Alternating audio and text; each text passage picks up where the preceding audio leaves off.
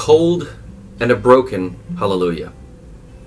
Many of us are feeling that way right now because the markets are in a free fall. We are having to socially distance ourselves from one another. Bars and restaurants and many companies are closing their doors. Hourly workers are being laid off. And there's just a massive feeling of uncertainty and fear right now. The NHL and the NBA are canceled. Major League Baseball is canceled. March Madness, film and television production, all canceled. It's almost as though life itself as we know it has been canceled, as we deal with a global pandemic that is both highly infectious and, unfortunately in certain cases, lethal. It's at times like these that we at our very core want some consoling, or a voice that tells us everything is going to be okay. Many of us cling to our faith at times like these, and others try to cling to each other. But government is telling us we cannot cling to each other, at least not in the physical sense, for the foreseeable future.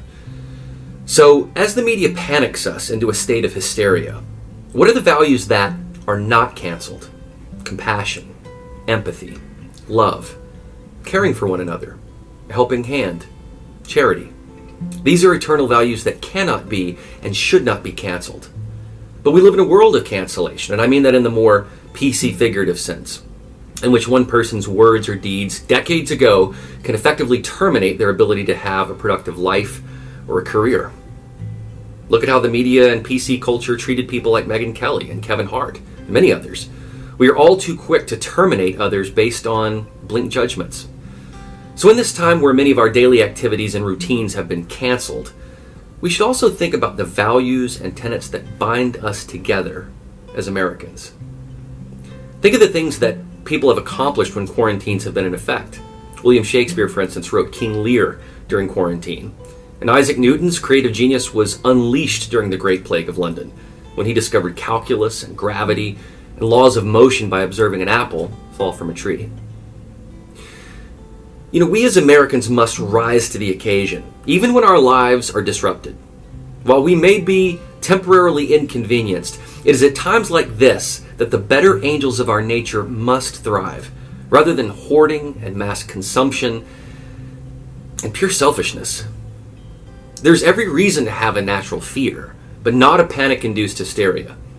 The media thinks they're doing their job, yet they have induced a certain level of chaos, rather than a calm, controlled, rational realism. They should be championing and inspiring us to be who we are, and our shared values of nobility and charity and tenacity. But instead, we see them exposing our basest nature. In 1 Corinthians 13, Paul writes, 3 things will last forever: faith, hope, and love. And the greatest of these is love.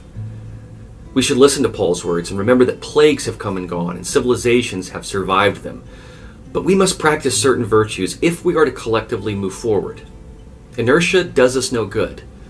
Blame is futile at this point. But rising to the occasion during times of strife is what we are called to do, and what we must do, so that our hallelujah is neither cold nor broken. We need to bring harmony to a world that has a dissonant melody right now. That is who we are.